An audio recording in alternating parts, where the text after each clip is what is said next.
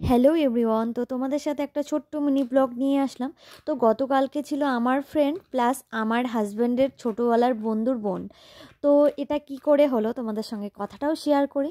তো যেহেতু তনুশ্রীর বিয়ে ছিল, তো বেশি কিছু ক্লিপ নিতে পারিনি, খুব শর্টের মধ্যে ক্লিপ নিয়েছি, তো সেটাই তোমাদের সঙ্গে শেয়ার করি।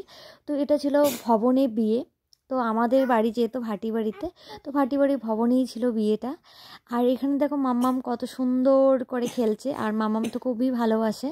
তো সাইড থেকে হয়তো অনেকেই এডিটিংয়ের ভয়েস ওভারে বুঝতেই পারছো, তো মাম্মাম কাশছে। তো কিছুদিন থেকে না আমরা প্রচুর পরিমাণে বিয়ে খাচ্ছি, কী আর বলবো, পুরো ফ্যামিলি মিলেই খাচ্ছি, যদিও ওরা কেউ ছিল না। মানে পুরো ফ্যামিলি, মানে অনেক দিন থেকে, এই ডিসেম্বর মাস থেকে শুরু, মানে আমাদের বিয়ে খাওয়া চলছে। একদিনে 2-3টা করে বিয়ে প্রায়, মানে এবার একদম নিজস্ব মানুষদেরই বিয়ে। তো আরও আছে অনেক ইনভাইট। তো এক ফ্রেন্ডের বিয়েতে তো ক্যান্সেল করলাম, যেহেতু আলিপুরে ছিল, আর আমি আছি যেহেতু ভাটিবাড়িতে, তো হয় না। তো এইভাবে যখন এবার অনেক কিছু, মানে বাবার বাড়ির ওখানে অনেক কিছুই ক্যান্সেল করে দিলাম, কারণ এই বাড়ি ওই বাড়ি যাওয়া আসা করতে করতে অনেকটা সময় পার হয়ে যাচ্ছে। তো ভাবলাম এখন থেকে বাবার বাড়িটাকে ত্যাগ করা শিখতে হবে, না হলে খুব চাপ হয়ে যায় এত আসা যাওয়া করতে করতে।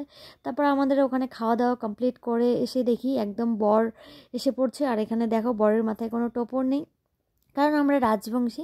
আমরা যারা যারা এই চণ্ডী ঠাকুরকে মানি, তারা এই যে বিয়ের দিন এরকম একটা, মানে তোমার পাকড়ি বেঁধে আসে আর কি, এরকম একটা কাপড় থাকে। তো কাপড়টার মধ্যে এখানে দেখতেই পাচ্ছ, তো তার জন্য টোপর পরা নেই।